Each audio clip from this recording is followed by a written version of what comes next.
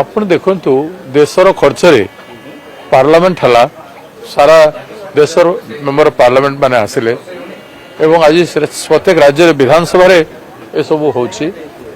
କୋଉଥିପାଇଁ ହେଉଛି the reason should be clear 2023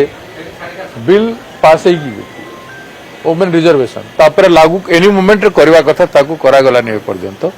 ଡିଲିମିଟେସନକୁ ଅଣାଗଲା जनगणना को अणागला आउ किसी नहबा आगु अचानक निर्वाचन चली 5टी राज्य एटा अगणतांत्रिक नुह एटा निर्वाचन आचार संहिता विरोधी नुह से सबू जिनिस करी बर्तमान कौन कहवाई चाहूँ तुम तो 2/3 नथिला संख्या नथिला कहीं कल आज सब करके केवल लोक कह चाहूँ आम करने चाहूँ कांग्रेस कला ना बिल तो तुम हाथ में अच्छी आज लागू कर काली लागू कर जब कर तेणु जो प्रहसन कर विरुद्ध में कांग्रेस महिला कांग्रेस रैली रखाई आम विधायक मैंने एठू जाई